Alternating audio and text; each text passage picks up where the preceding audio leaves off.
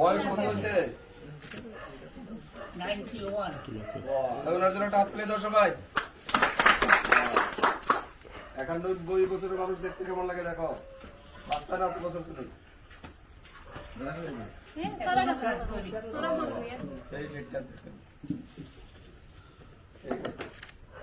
চিনছেন নি আমারে? চিনছেন না? ওকে।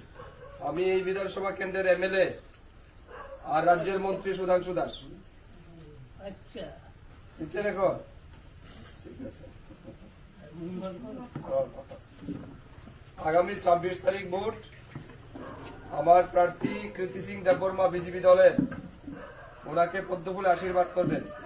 আমাদের দেশের যশস্বী প্রধানমন্ত্রী শ্রদ্ধেয় নরেন্দ্র মোদীজি এবং রাজ্যের সম্মানিত মুখ্যমন্ত্রী অধ্যাপক ডক্টর মানিক সাহাজির সরকারের কাজে প্রত্যেকটা মানুষ খুশি। তাদের নীতি আদর্শে মানুষ অনুপ্রাণিত হয়ে আজ দলে দলে ভারতীয় জনতা পার্টির সাথে এগিয়ে এসেছেন। সবাই ভারতীয় জনতা পার্টিকে বিপুল ভোটের ব্যবধানে জয়ী করার জন্য তারা আমাদেরকে আশ্বস্ত করেছেন এবং প্রত্যেকটা মানুষের একটাই বক্তব্য যে আমরা দেশের প্রধানমন্ত্রী হিসাবে একমাত্র ব্যক্তি নরেন্দ্র মোদীকেই চাই। তাই এই লক্ষ্যমাত্রা নিয়ে আমরা জনসম্পর্ক করেছি এবং মানুষের যে অভূতপূর্ব সাড়া আমরা দেখেছি, সত্যি আমাদের খুব ভালো লেগেছে।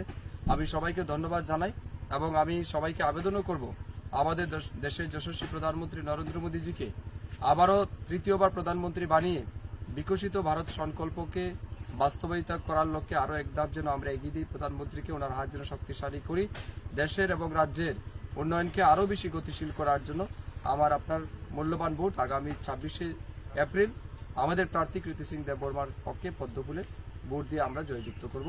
এই আহ্বান নিয়ে আজকে আমরা সবাই জনসম্পর্কে সামিল হয়েছি।